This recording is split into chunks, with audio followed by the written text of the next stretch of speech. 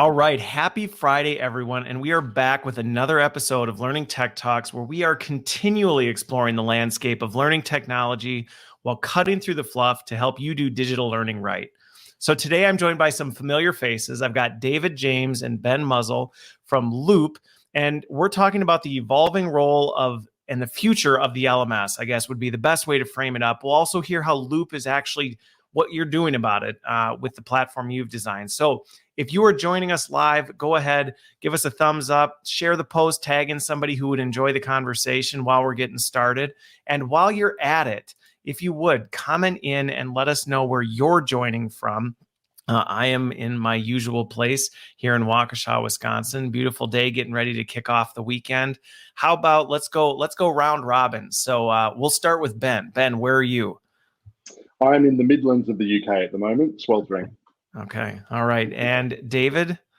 Yeah, so just south of London, quite close to Brighton and the beaches. Again, sweltering, enjoying the heat, although, us English, we love to moan about the heat. Okay, but so what is the actual temperature there? And I'm going to have to pull up my friendly Celsius to Fahrenheit conversion calendar. I've already done the work for you. It's 88 degrees at Fahrenheit. Look at that. You did it for me. I you know what? I had Google up. I was ready to do it, but you did the work for me. Okay. So you guys, we were above that, I think last week. It was in the 90s here last week. It's cooled down a bit. I don't know. I haven't actually looked at the weather for the weekend, but I'm hoping it's not that sweltering because I too like to complain about the heat. I do not care for the heat. Is it humid there though? Let me ask that. Is it really humid too? Yeah, it's pretty humid as well. Yeah. Oh. Yeah, it's not so good when you don't have the cover as well. Ben can't relate to that, but I can completely agree. You put a little sunscreen, maybe a baseball cap. It's not too bad, but it looks like I've got a little bit more of a base tan than you do, though, David. Yeah. I have to say Although I'm very familiar with how badly I burn if I'm not careful. All right. Well, so before we get into the discussion on tech, the LMS, all this good fun stuff, let's start with our question of the week. Ben, I caught off guard. He wasn't prepared to answer it. So we'll see. We'll start with David so that you have time to do it.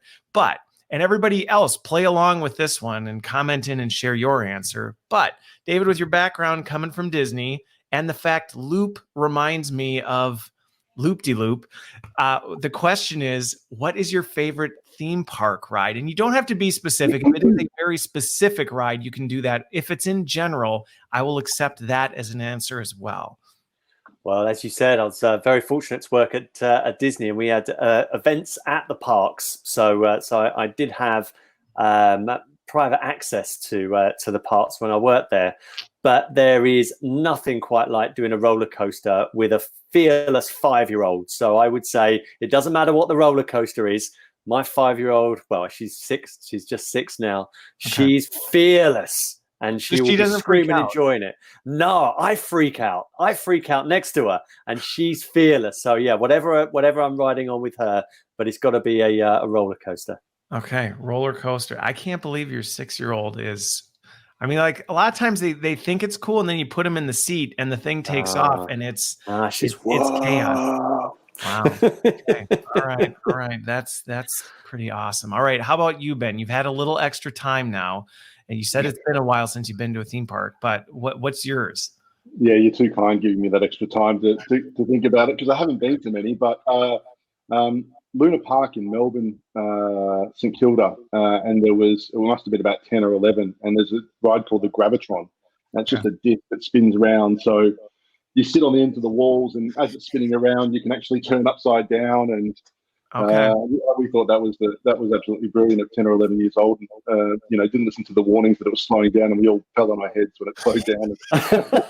I know which one you're talking about, right? It looks like a top, and it just spins super fast, and then you can, stand up or turn. Okay, I know what you're talking. Those are the ones at the carnivals too, where these things are assembled, and you're like, is this actually going to make it through? But okay, all right.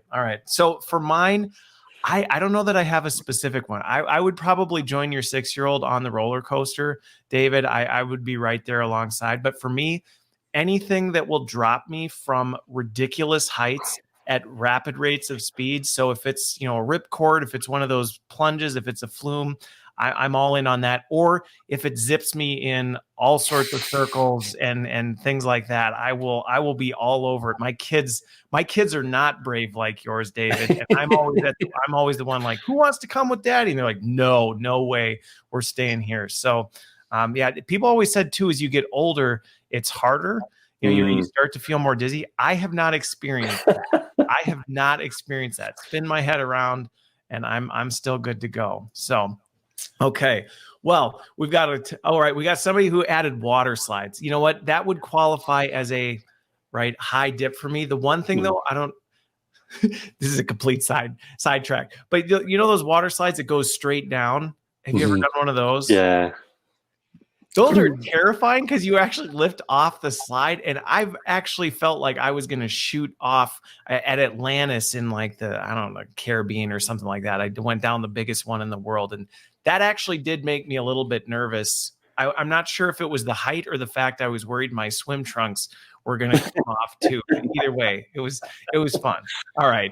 Anyway, back to the topic at hand. So let's talk a little bit before we get into the conversation about the LMS and kind of the evolving role that it's having. Let's talk about Loop, right? So at a very high level, David, you were the very first guest. So we heard a little bit of an overview from you then. How do you describe it? Do you call yourself an LMS? And if so, how do you explain to people what it is that Loop does? Yeah, so I'd say that we have to include the LMS in there because that's what people are looking to buy.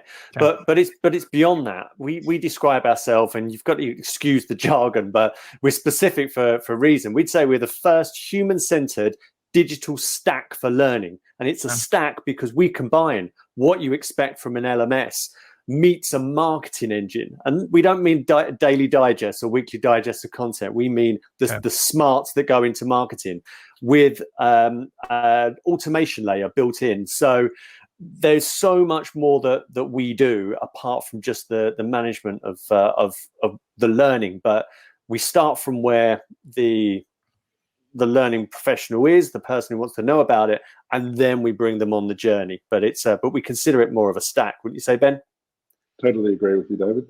So Ben, I mean, you founded this thing. LMSs, right? I mean, they've been around for a while. What made you look at it and go, you know what, we can do better than that, or these are some big gaps that we want to tackle? Why tread into the LMS territory? That's a great question. I ask myself that every Friday about this time. No, I'm only joking. Look, it probably goes back to I was running a face-to-face training organisation in Australia. We had training rooms in every major capital city. It was delivering government initiatives, and money went out of the contract one year, and so it wasn't viable to do face-to-face. So guess what? E-learning was introduced because it's very cost efficient. And so myself and one of the partners, founders of Loop, Dan, we built a learning management system around employment services in Australia, essentially. And so we kind of fundamentally get, where they've came from and what they're really good at, mapping competencies, reporting, and all the rest of it. And it was only sort of in working with our clients who were organisations that had anywhere from a few to 60 or 70 offices around Australia. They approached us because the LMS was actually used to train their clients, job seekers. And they said to us, hey, can we use your system to train our employees? And our response was, that would just be too hard. They had challenges with contracts changing nearly every day and being able to make sure that people didn't just get an email, but truly understood what that meant because it was costing them money. Okay. And we just didn't see how the built system that we had built, which is all standards based, could be used by anyone in the organization. And so that's kind of, at that time we said, well, no, we don't recommend you use ours, but we will recommend one for you. And we went online, and at that stage there was only 700 or so. Okay, yeah, those were the early days. It really was, but it was all the same sort of stuff. Where the LMS is kind of, it felt at the time to us that it had been retrofitted into business coming from the academic world and didn't really solve some of the problems that business was facing. And at that stage, it was just as much about democratizing that process and helping different parts of the organization solve their own challenges, rather than it always being left to L&D to interpret them, build courses, and distribute. So that's kind of where it started. We built an MVP. Yeah, we built an MVP, and I went over to a learning show in the UK and stood there with a couple of banners and a screen. And one of the first people I spoke to was David, and that's where we met. And that's where you met, and now it's serendipitous. Well, if I can just add to that, if I came and joined the story, a year after it was built, but and no word of a lie, I say this every time when it comes to the origin story of Loop. One of the first things I said to Ben when he showed me Loop for the first time, and considering it was an MVP, was the realization that this is the first piece of learning technology that I would use. Now, I'd been pushing people to use LMSs and e-learning for 15 years, largely without any success. But this one, I saw it and thought, oh my God, this is it. I mean, then there was the embarrassment on the train home that I'd been pushing e-learning and people towards clunky LMSs and training them and thinking that they'll see the value if only they'd persevere, which on the way home I realized was absolute bananas, because that's not what they needed. They needed, well, we can move on to what we think that they needed, but I knew immediately it wasn't generic e-learning. That the platforms that I'd procured were filled with. It was useful stuff that was going to help them with the primary reasons that they were there at work. Yeah. So yeah, it was a real eye opener. So I became Loop's biggest fan before Ben phoned me up. And now you joined the team. That's right. Yeah. Who was it who said, I liked it so much I bought the company? Well, the interesting thing about it, and this is where, and we'll talk about kind of how the role it's evolved, because if you look at the LMS in its early state, right, it was at its time was solving some real problems that people were trying to tackle. At its time, I think what I've personally seen over the years is it just, in many cases, it hasn't kept up. But I think the challenge with it is there's a little bit of a catch-22, right? Because it is easy, and I see this happen a lot, where people blame the tech, right? Oh, well, LMSs are that's the reason that learning isn't taking off in our organization. I think you have to be a little bit careful with it, because there are some bad practices that you can have the greatest tool in the world, and if you're still approaching, the way you approach learning in kind of a legacy traditional LMS approach, it's not necessarily going to fix it. I mean, going to your point of, hey, we have this, Ben, the example you gave of somebody saying we need to get this content or this information to people out quickly, and your answer is, well, let me put together a 127 slide, presentation on how to do it. It doesn't really matter how you deliver that. That's not necessarily going to solve a problem, if that's a fair assessment. Yeah, I think so. I think that it has to go back to what problem that you're looking to solve. And I think that there is such a low expectation in learning and development for the problems that digital can solve. That's why the first phrase that I threw at you on the explanation was that we are human-centered digital platform stack, because it's only about the people. It starts and ends with the people. But learning and development, a lot of the time, are looking to solve their own problems rather than the problems of the people they're seeking to influence. A learning management system tells you everything. It's built from the back forward. So we look to solve the administration problem, which is kind of ironic when there are L&D administrators as well. So not only have you got this platform to solve your administration problem, you've got someone to work for the technology as well. I mean, how dystopian. But instead of solving the problems of the people that you're seeking to influence, this is how do we one of the phrases I really can't stand in learning and development is having an online learning provision. What does that mean? But that means that you value face-to-face over digital. So you have something online to plug a gap before you get people into face-to-face. It's a provision. So how do you solve that problem? Well, you get a library of generic content.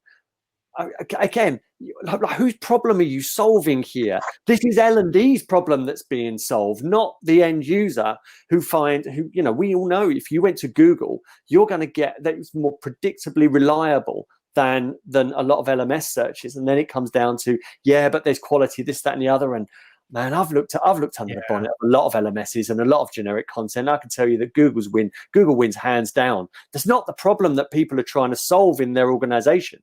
That's why what we do here is that the marketing tech starts and ends with understanding what your people are trying to do. So this is what marketing's all about. Marketing isn't about getting dumb content and then shipping it out to the people who most closely fit the profile of the content. Again, you're looking for a problem to solve with your content. Solve the problem that we have, which I will challenge a little bit and say we can't ignore that, right? Because I mean, having grown up in the space, if you've got a horrible user experience on the inside, right, it's not fun. So I think we have to balance that. But to your point, I think in the past we've often looked at how does this solve my problem? How does it make my life easier? And yes, that's a good question to still ask.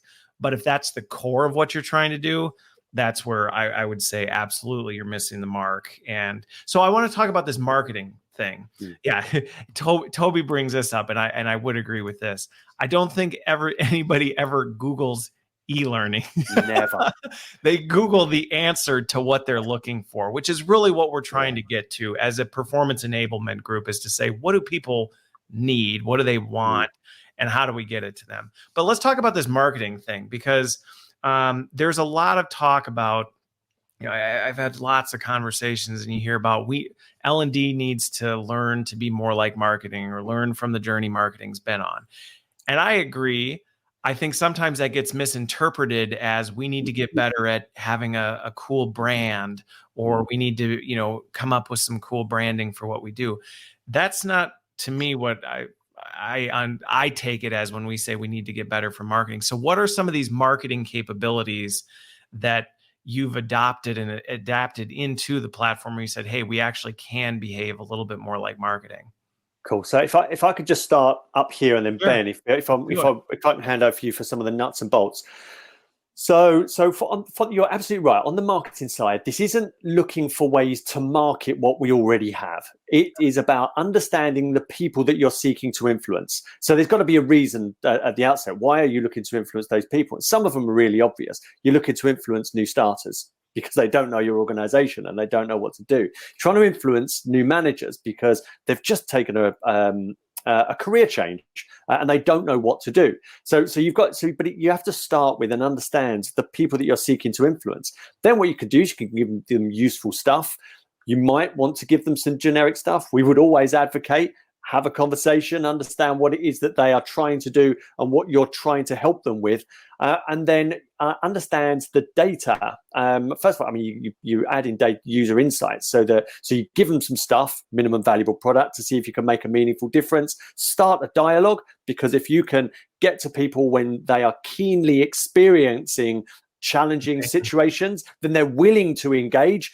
It's just not they're not willing to engage a lot of the time. If you're attacking an established group of people who are already being rewarded for exhibiting and doing the job the way they are, help people when they need your help, engage them in a conversation and build your proposition outwards. But you do that in a smart way, using some of the tools that marketing do. I don't know if you want to explain, Ben, a little bit of how we do that. So before Ben, I'll toss it over to you, but just to kind of distill what you said, so that I'm kind of making sure that I've got it down. You're talking about, really identifying where are these key points of failure, or where are these key points. I call them, critical moments that matter in a learner's experience, where it's like, hey, they're trying to do something they haven't done before, or they tried something and they failed, or they're in a state of transition where they're a little bit more open to, all right, I need some support, I need some help, and actually having the insights to know when those things are happening and targeting them with what they may need at that point, and learning and adapting from it, because you're probably not going to get it right 100% of the time. Yeah. I think we're talking about the same stuff. Yeah. And I know a lot of people in L&D will say, yeah, but it's all right when people are changing, but what about when they're not? I always go back to, no, help people when they need the help. And this is where L&D has failed for too long. We either overwhelm people as they transition into an organization, or we neglect them for long periods afterwards, and then we bring them together for a face-to-face and think that we can make a lasting difference. Almost that equates, they spend a day of their time, and that will equate to a day of their value, and a lot of the time it doesn't. We have several ethos at Loop, and one of them is you've got to give the people what they need when they need it, where they're working. I mean, it's absolutely key, and then you can build everything up and around it. What doesn't map so easily is, but in L&D we do this. You got to, well, no. Yeah. This is you got to put the people at the heart of this. It's so much easier to go in the direction and guide and support them in the direction that they're going, rather than slamming on the brakes and trying to influence them in areas that perhaps they don't recognize and they don't see as a challenge for themselves right now. Yeah. Okay. Got it. So I want to come back and I think we're going to dig into a lot of that stuff. But Ben, I want to hear a little bit more about the marketing kind of capability through Loop that actually allows you to do some of this stuff. Yeah, cool. So I guess one element of Loop that really has changed the way our customers think about the way they approach initiatives is called campaigns. Okay. And essentially what it allows our customers to do is to, instead of, one of the most typical things we hear with common initiatives like you've mentioned, new starters, is that we overwhelm our new starters. We give them everything they could possibly want in the first day or the first week, and then leave them to fumble their way through. It's the opposite of managers. We neglect them for days, weeks, months, sometimes years before we're able to get to them. But with campaigns, what we've been able to do is create a kind of like an automation engine that allows the customers to build workflows.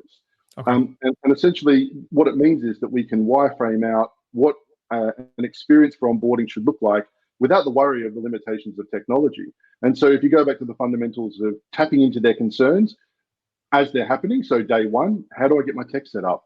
How do I get all the compliance stuff done? How do I not make any cultural faux pas? And where do I go to get lunch? Okay. We can basically build a timeline or a workflow from day one all the way through till 90 days time when they're about to pass probation, being able to be served up the most relevant content for what they're going through right then. So this tool enables you to build that timeline and then send the most appropriate message as well, whether that's a Slack notification, a Teams notification, an email, or even an SMS. And that changes with our customers. That changes based on the department you're working in. You're more likely to send a tech team a Slack notification, whereas more traditional groups, it may still be email. For warehousing staff or retail, we find it's commonly SMS. So it's not a one size fits all. It's based on specifically those group of people and how you can get to them. So I can show you a little bit of that as well.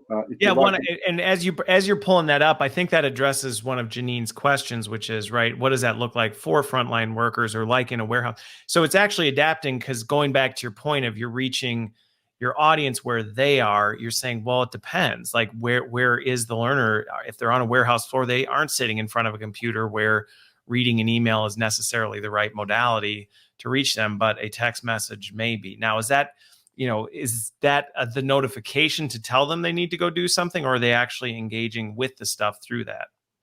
Yeah, it's a notification to tell them. It provides the context that, hey, it's your first day. Here are the things you need to get started. Click the link, and it just serves exactly the content. There's no sifting through a homepage and 4 other clicks. It's designed to give them what they need when they need it, and then move on with what they want to do, which is actually their jobs. Okay. Can I just add in there as well? What Ben was talking about with the genesis of Loop, which was educating job seekers. Part of the brief was that this has to be foolproof. That there can't be a way that people go, oh no, I couldn't do it because I didn't know where to go, which has led us to the point now at Loop where nobody does training for the end user in Loop. There's no need. This is the Apple or the Google of LMSs.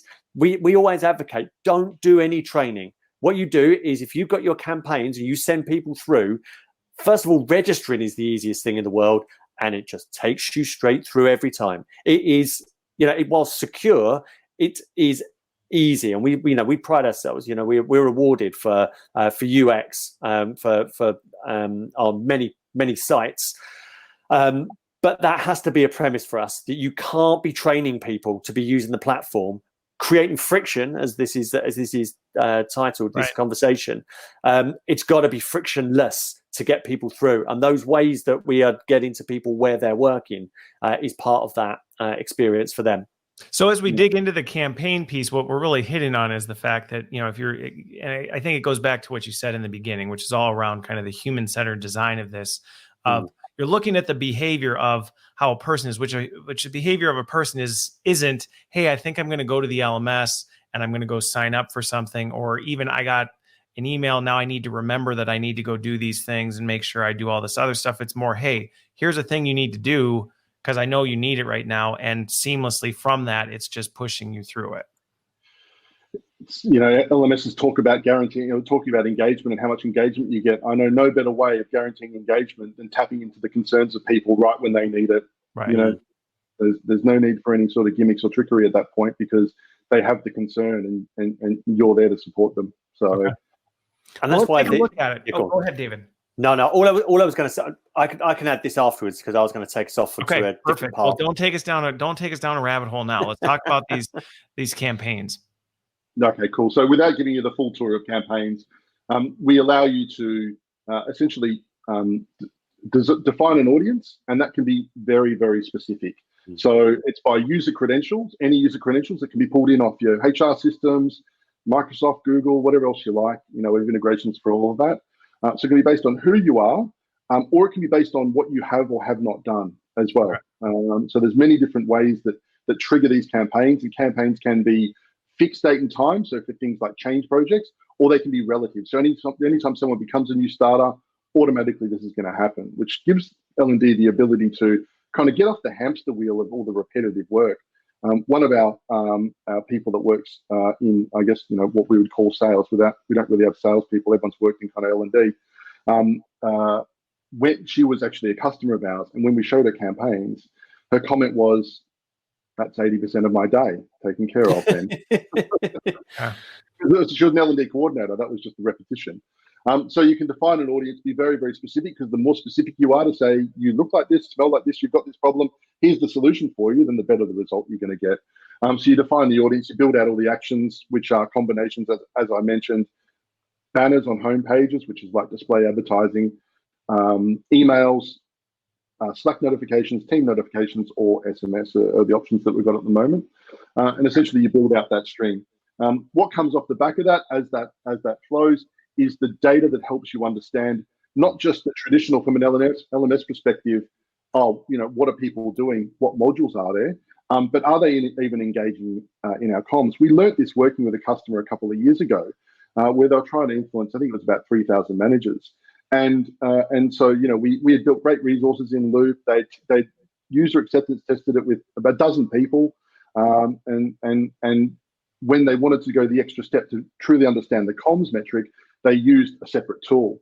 And the period of the next month of trying to map data between the two systems in a kind of a moving beast with people coming and going was just too hard, and it became quite compelling for us on what to build. So essentially, it allows us to build these flows out, and then out the back of it are these action reports, which is kind of the granular level. I'll take you back up to the dashboard in a minute, but we can show you kind of like a heat map of how your experience has been performing.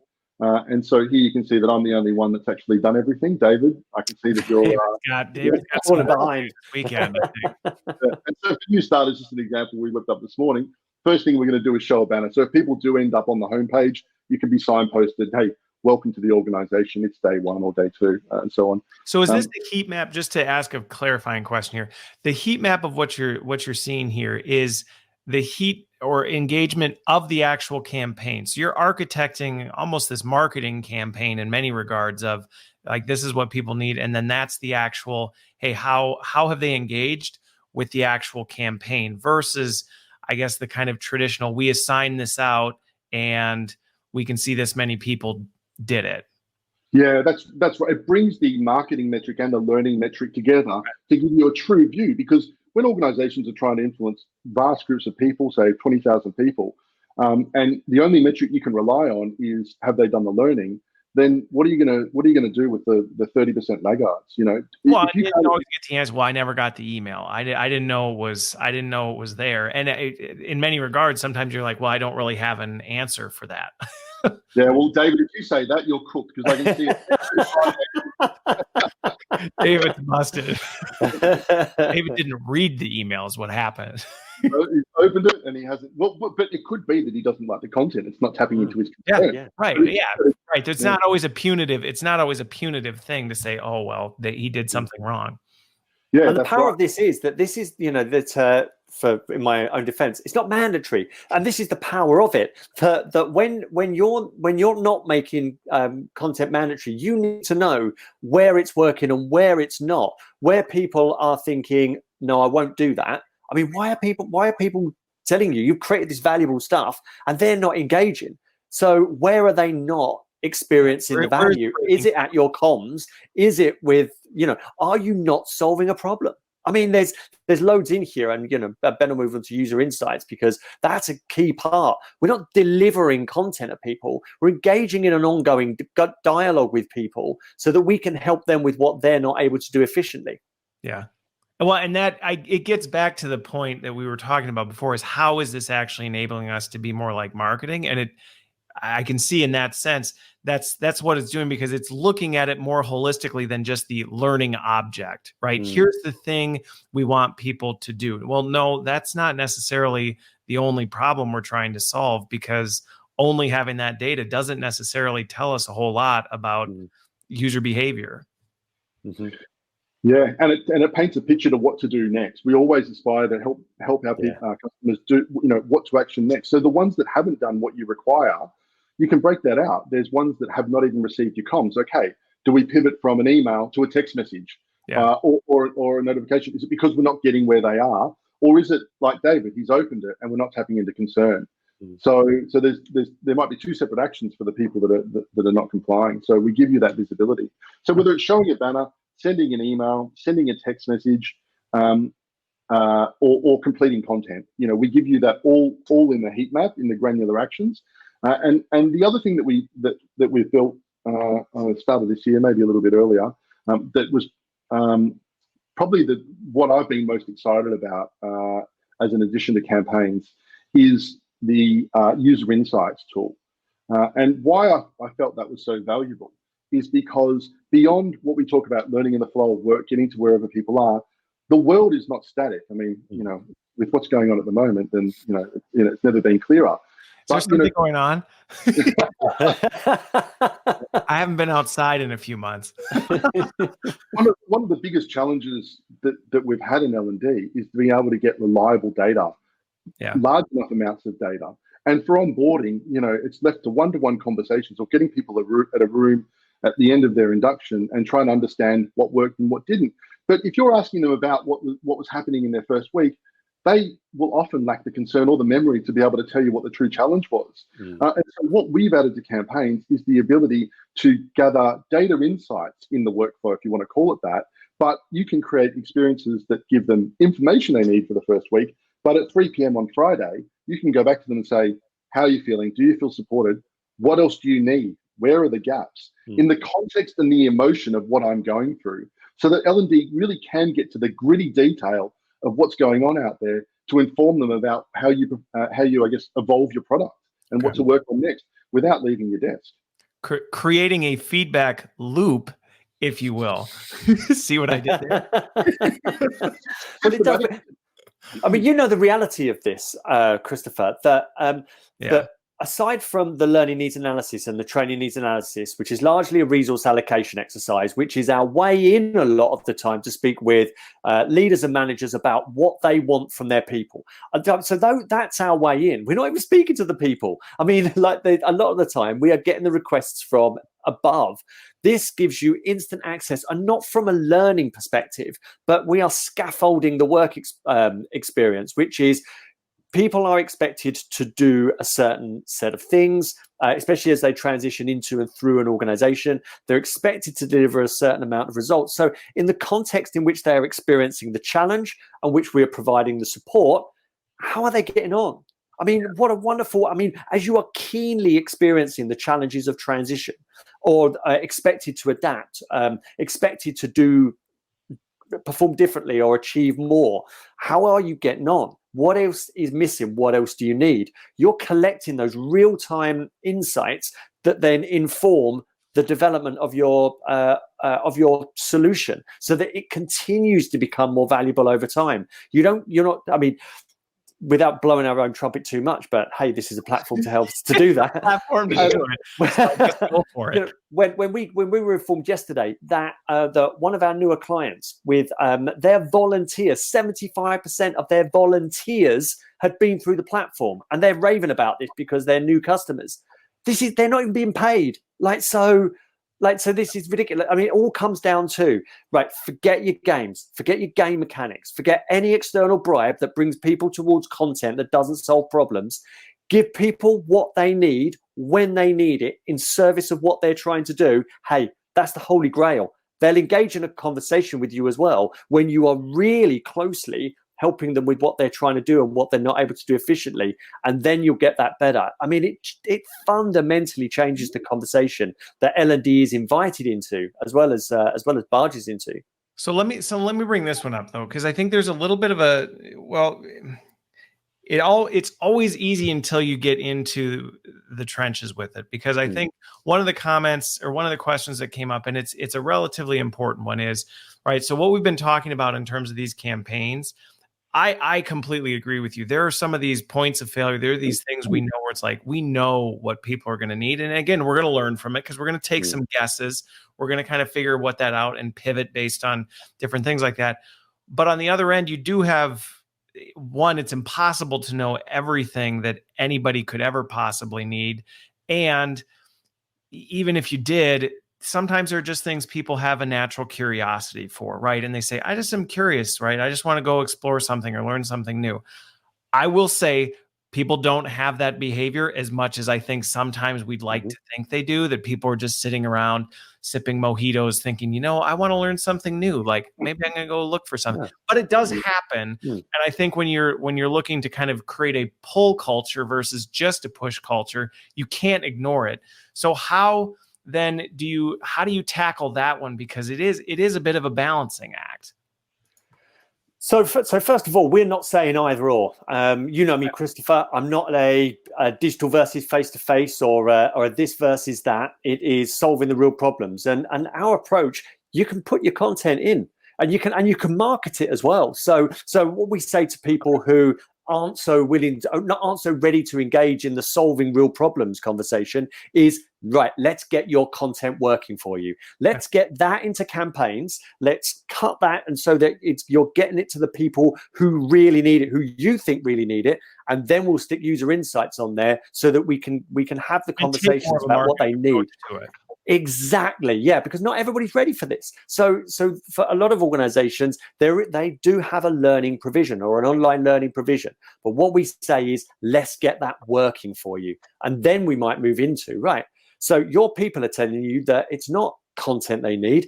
They are having cultural issues. 15 years in-house, in the conversations I had, people struggled most with, how do I get the right stuff done at this organization, at this level? Moving even from a core contributor to a manager, the rules change. Moving from manager to a leader, the rules of engagement change again. People aren't looking and thinking, how do I become academically a better manager? They're looking and thinking, how do I influence those stakeholders there to gain support for my ideas here? And I'm afraid there's not a lot of content that can help you with that. These are bespoke, specific situations that you might need either your local expertise or corral some local expertise that help people in those situations. And by this way, we don't create a parallel path where you've got where people work and where people learn. We fundamentally believe that the way that you will get people both engaging in your content and influencing the way that they work is stay in their lane where they're working. And there is a way to answer the question. You can unearth learning needs. If you are marketing your content and people are saying, paying attention to the data behind it. Yeah, exactly. Do you have more on X? Yeah, you could provide more on X. And if you've got a suite of content, you may well have that there. But if you're also having conversations around, that presentation skill stuff was really interesting, but I've got an issue with pitching to customer X.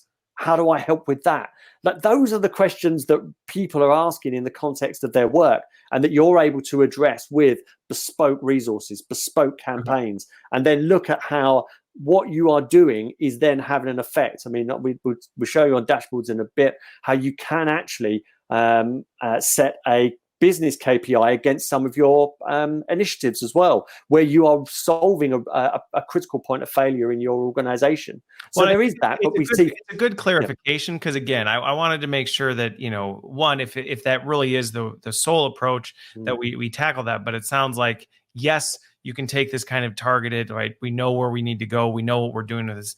And we can also do this other stuff because there are opportunities to do it. But we can do it better by saying, listen, the way we're doing it today is putting it out there and hoping people figure it out versus actually marketing it, seeing what people think, seeing how they're engaging with it, and taking that hard look in the mirror and saying, is what we think is really valuable actually what people find is valuable? Yeah. And we don't believe in people working backwards. So bring what you've got over. Get what you can learn, because we always talk about starting with an MVP and learning from the data, and you can get to the well, there's a couple of things. Firstly, if you want to just help people navigate through the useful stuff that you've got, you can create campaigns for that. So if people just pull and they lob into what we call a workspace, think of it like a category, you can set a campaign up for that as soon as someone joins, you can welcome them to it and say, hey, I know you're interested in this. Here's what's been most useful for your colleagues. And then set up a 3-day reminder if they haven't completed what you recommended, and a 7-day, then leave them alone. But if they do the first lot, you can say, awesome, here's the next lot as well. So you can help guide them through most recommended journeys in massive libraries of content, still through Loop. And if you want to A/B test stuff, just to get to the gritty detail of what you can do, because I think you need those in these kinds of tools. In campaigns, I'm just showing my screen again, we also, there was just another tab on the action report here, filters, because what we allow you to do in your comms, whether it's a text message, Slack, Teams, or email, is that you can say, hey, are you interested in A, B, C, or D? And we track the clicks on each of the links. So if you are looking to serve more generally content to groups of people and try and understand what's resonating, what's not, and how it can add with others, you can get that absolute gritty detail of data to help inform how you might create those experiences. Got it. Well, and I think that's what we're talking about here. And I think this is something that oftentimes we would like to do, but historically it's been challenging. And I will say this has been a limitation of a lot of technologies, right? Is that, in theory, we'd like to do more. We talk about the change management, about the personalization of some of these things to make things feel a little bit more authentic. And yes, there's a degree of personalization is about getting people the right content at the right time. But sometimes it's also about making that content feel like a personalized experience, right? Like understanding that, hey, is there a reason you didn't find value in this? Or is this something that you need to take care of, or that you don't want anymore? And that level of personalization historically has been challenging, because it's been like, well, we kind of put it out there and it's on them to figure it out. And you can figure it out by experimenting. What we always say to people is, look, you know your people and you know what you've got. You also know what works. So run an experiment. You've got your content. We can put it into a campaign. But what we always say is your user insights are going to give you more information and surprise you than most of the experiences that you'd had previously. It gives you access to people keenly experiencing friction.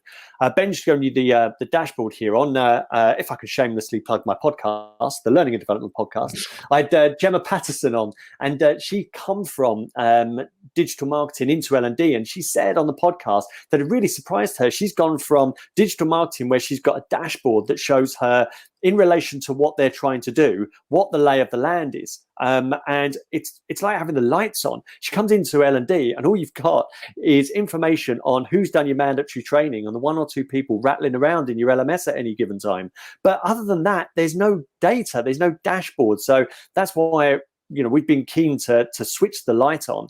And a key part of marketing, digital marketing, in the way that that we've brought this into Loop, is understanding what it is you're trying to do, where you currently are, and then what the different dials are that you can turn in order to make a difference. And we've got, been doing this years now, so we've got guides on not just running a campaign with your existing content, but how you might create resources that both influence behavior, get engagement and influence behavior, and how you can get better at that over time. So it's a pretty low stakes game. I mean, you just experiment, you give it a go. But what you'll find is that when you are zeroing in on a specific point of friction, whether that is what do I wear on my first day, how do I get my tech, as Ben said, what questions might I be asked when I become a new manager, how do I understand what's expected of me as a leader, all those really specific points. The most important part of all of those is the element at this organization. You'll find that's where the energy goes. That's where the attention goes. That's where people go, because it is in relation to what they're experiencing at work. And then you'll see that there isn't a parallel world of learning and work. There was only ever one, and that was work. But we've been over here somewhere pushing generic solutions and generic content, thinking that it will be valuable if people would just take a peek, if we just told them enough about it. But it's not. They live and work over here.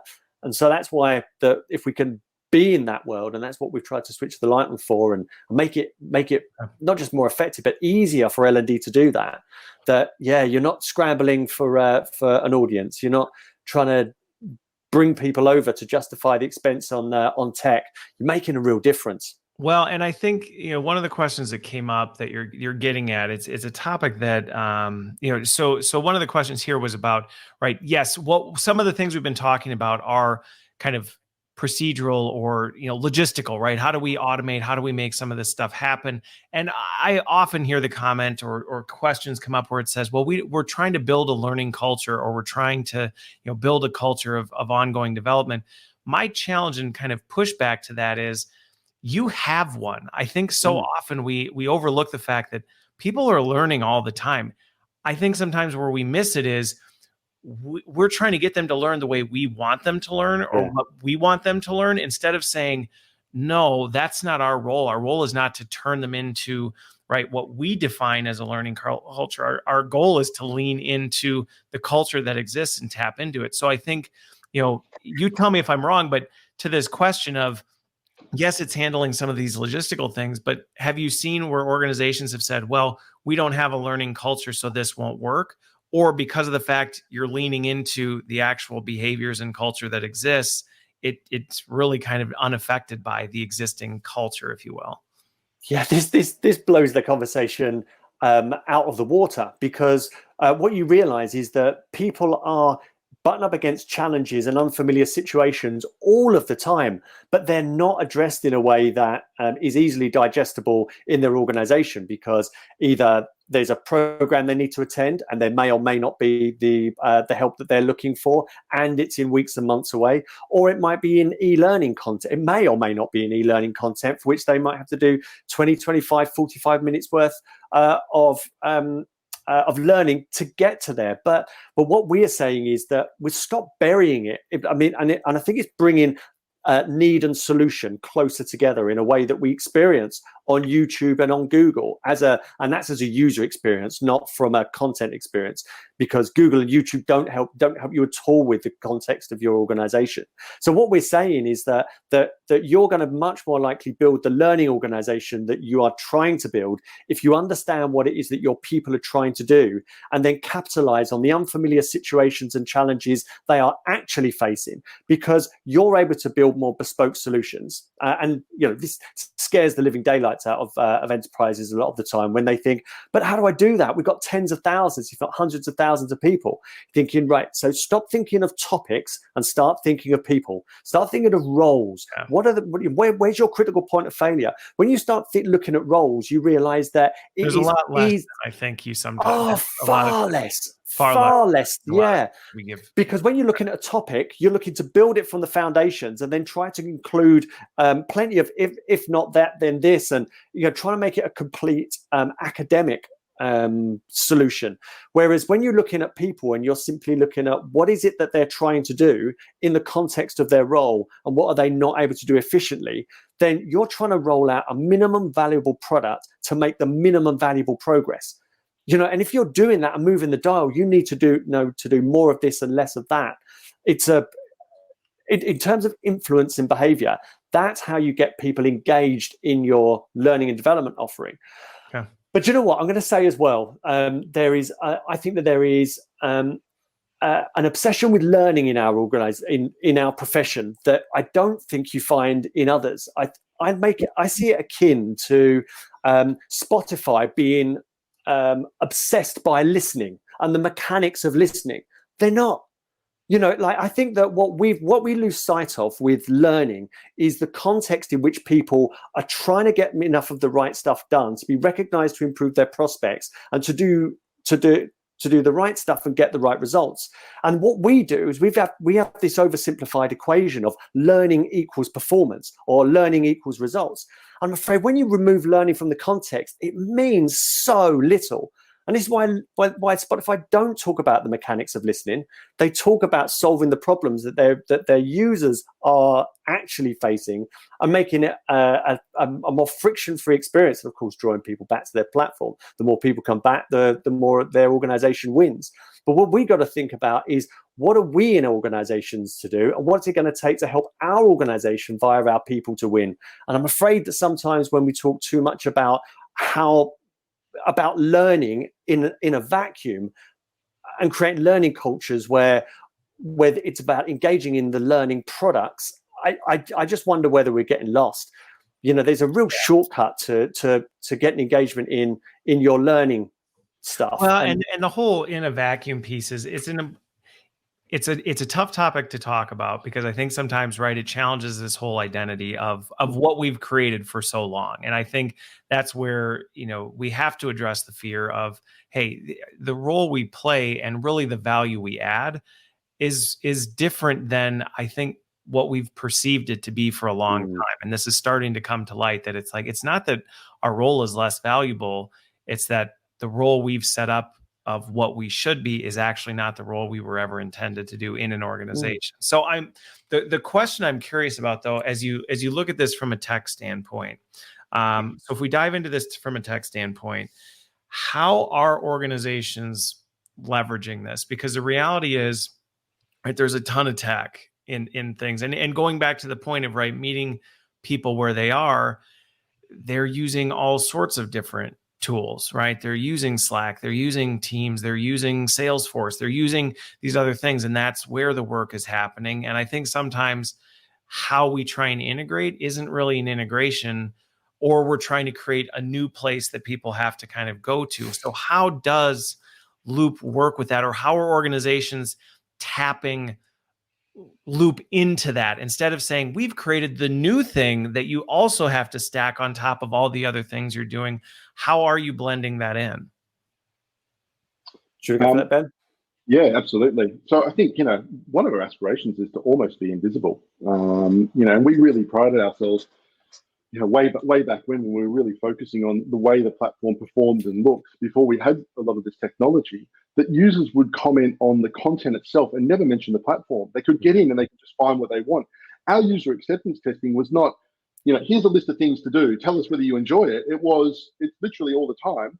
Pretend you're a manager, go and find out how to lead a difficult conversation. If you can't do it in 2 or 3 clicks, then we failed. And that's what ours is.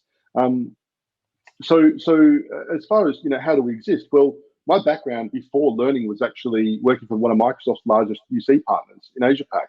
So I've sold tons of what was called Microsoft Link, which is now Skype for Business. Yep. You know, Teams wasn't around, Yammer that they just bought. So I get the productivity stack. And so I know that, and we resisted for many years to build things like chat into Loop. You know, we've lost business off it. Communities was really trendy a couple of years ago, and we lost a lot of business to that. But, you know, our explanation was that the technology user experience is largely made up before any learning platform gets here. And rather than try and build a learning ecosystem that is a parallel universe to the worker, because we're never going to beat Microsoft or Slack or Google, our philosophy has always been to integrate to the tools that are already there. So from a administration perspective, integrating with HR systems, Microsoft, Google for automated user provisioning, identity systems like Okta and Centrify to make it frictionless for users to come in, and then whatever tools we're working on, whether that is email, whether it's Slack, Teams that we've mentioned, SMS for your retail staff, and for warehousing, right? It might actually be that you use QR codes for warehousing and you land them back into the platform that way because they're just not there. If we can be invisible, then we've really done our job because aspirationally, if I get a message as a new starter, here's what you need to do. I click a button, bang, I've got it. I close it. I didn't really even realize I was in in a learning platform. I've just got what I needed. Then that's utopia for us. So but it's fully trackable. What's interesting about what's that, David? It's fully trackable. So L&D, I know, live and die by the engagement stats.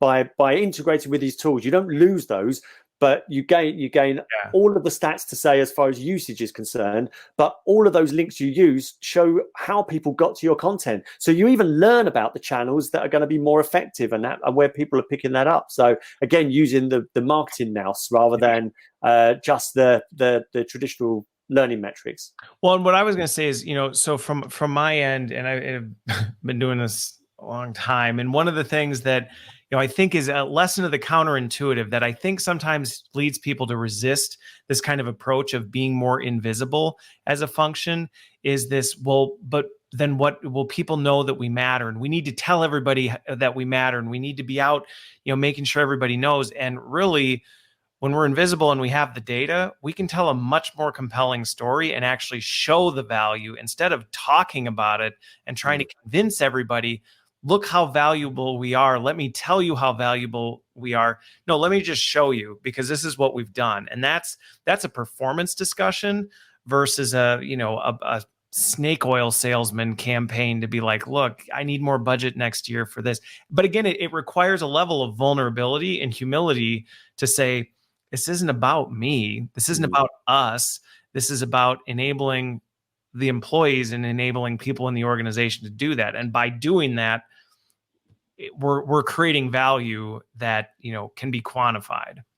Well, we've addressed that with dashboards. So we recognize that. And so we've created a dashboard that links to a specific initiative. So if you've got induction, new manager development, a specific change, your transition into leadership, whatever it is, you can have a dashboard for each of those.